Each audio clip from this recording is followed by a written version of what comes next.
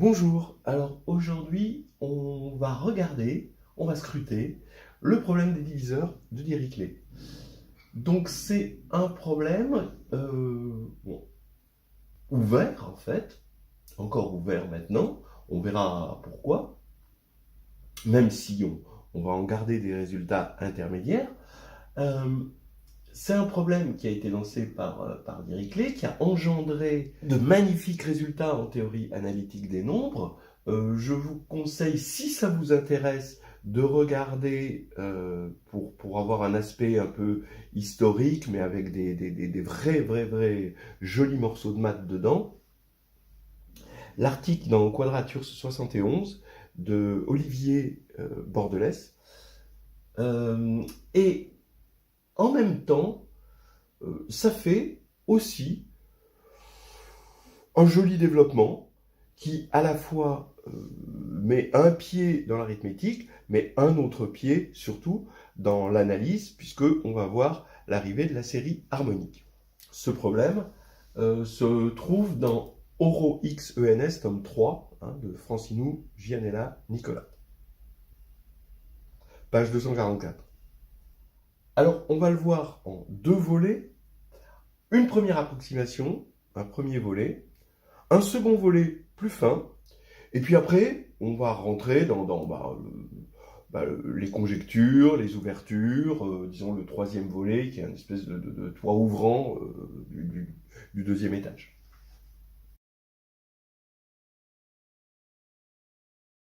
D'abord, je vais appeler taux de n le nombre de diviseurs. Alors bien sûr, quand je dis diviseurs, ce sera toujours des diviseurs positifs, de n, avec n supérieur à 1, un entier supérieur à 1. Bon, donc taux de 1, c'est 1. Taux de P, si P est premier, c'est 2. Taux de P puissance K, vous voyez que c'est K plus 1, parce que les diviseurs de P puissance K, c'est les P puissance K' avec K' allant de 0 à K. Donc il y en a K plus 1, loi des intervalles. Et puis taux est une fonction, c'est une fonction multiplicative de l'arithmétique. C'est-à-dire que taux de n, ça va être si n c'est égal au produit des p pour p premier puissance la p-valuation de n, alors dans p premier, alors taux de n c'est le produit des nup de n plus 1, avec le théorème fondamental de l'arithmétique, c'est immédiat. Bien. On voit donc que cette suite est capricieuse. Par exemple, si j'appelle P indice n le nème nombre premier,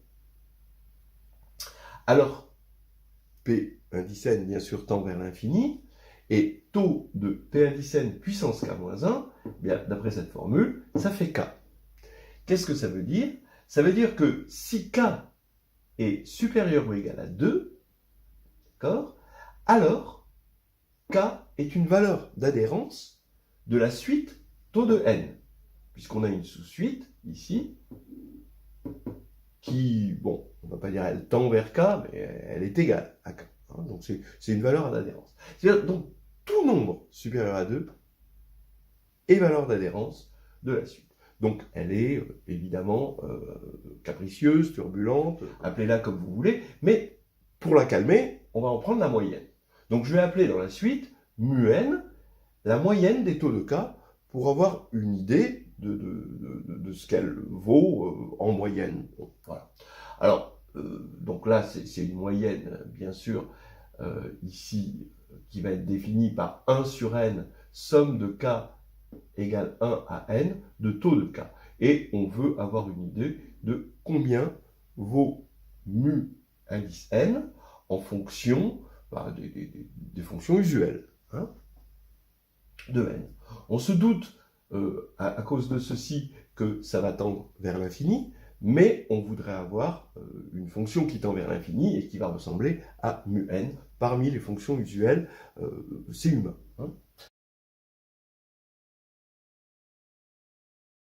Alors donc, voici une première approximation. Mu n, ça va être égal à log de n plus grand taux de 1. Ce qui veut dire que mu n moins log de n est borné par voilà, en valeur absolue, hein, est borné par un grand M. Hein. Il existe un grand M, indépendant de n, évidemment, qui va borner ça. Bon, c'est déjà pas mal. Alors, on va voir comment on montre ça. On va regarder n mu n, pour se débarrasser du 1 sur n. Et donc, c'est égal à somme de k égale 1 à n de taux de k. Mais qu'est-ce que c'est que taux de k? Ben, c'est la somme des 1 à chaque fois que d divise k. Pas fait grand-chose jusqu'à présent, mais maintenant, ben, bien sûr, quand ça coince, ben, on essaye de décoincer en tentant autre chose. Ben, je vais inverser les rôles de d et k. Je vais mettre d en premier. D, c'est pour l'instant un entier positif, puisqu'on a dit que c'était des diviseurs positifs. Et je fais une somme sur D, cette fois-ci, mais maintenant, je vais regarder les k multiples de D quand k va de 1 à n. Donc, tous les multiples de D, compris entre 1 et n. Bon, en gros, ce qui nous sert surtout, c'est le fait, on se doute que les multiples de D, hein, ça va être k inférieur ou égal à n. Alors, combien il y a de multiples de D? Eh ben, ça, c'est facile à compter.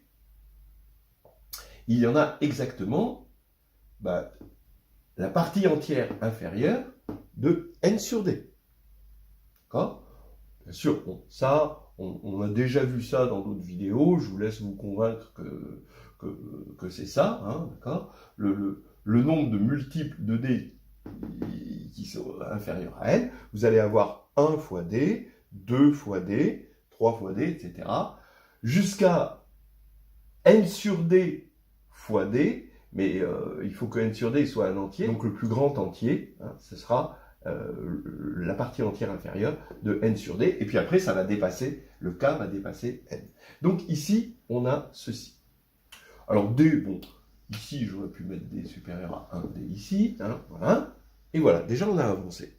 Et maintenant on peut borner d, parce que si d dépasse n, eh bien ça fait 0, évidemment. Donc, c'est pas la peine de garder des termes nuls. Donc ici, on va prendre d de 1 jusqu'à n, qui va être le dernier terme non nul, et après on aura que des termes nuls, donc c'est pas la peine, on s'arrête à n. Voilà. Bon, pour l'instant, ça va. Alors maintenant, on sait que la partie entière de x, elle est comprise entre x moins 1 et x. Alors après, il y a un sens strict à gauche et un sens large à droite. Bon, on s'en fiche. Ça veut dire que, vous voyez, comme on a envie, quitte à mettre des grands taux de Landau, hein, ici, on a envie d'enlever cette partie entière qui nous gêne aux entournures, eh bien, je vais la remplacer donc par n sur d, voilà, plus grand taux de 1, puisque la différence est bornée par un nombre indépendant de n sur d, évidemment.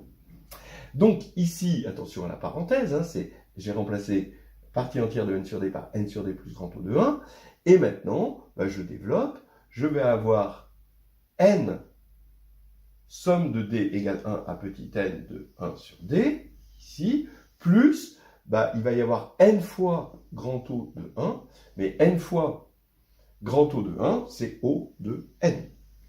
Voilà. Ok, donc maintenant, je vais rappeler qu'ici, on reconnaît la série harmonique, et dans sa première approximation, la série harmonique, c'est log de n plus O de 1.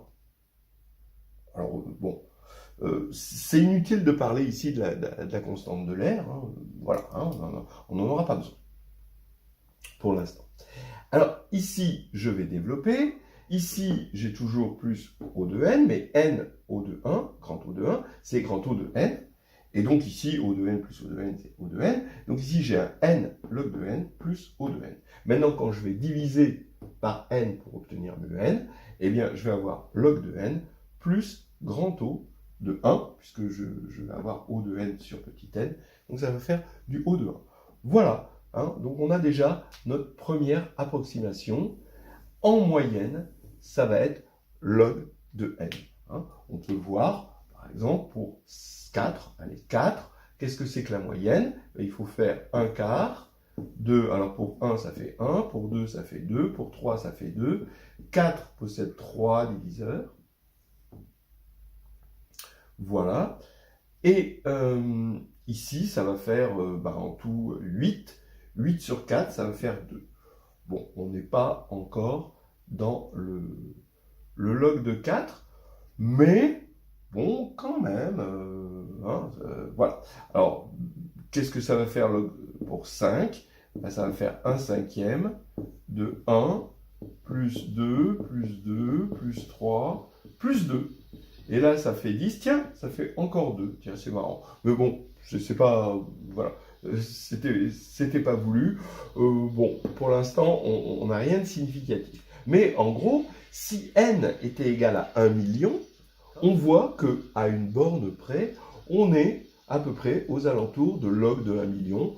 Alors, le logarithme népérien de 1 million, c'est à peu près 13,14, hein, d'accord? Mais maintenant, on peut être frustré par ceci, ce O de 1. Un O de 1, c'est frustrant. On aime mieux avoir une constante plus grand O de quelque chose qui tend vers 0. Bon. Et là, on n'est pas dans ce cas-là. Ce O de 1 peut atteindre quand même des proportions assez monstrueuses. Alors voilà, on va aller un petit peu plus loin.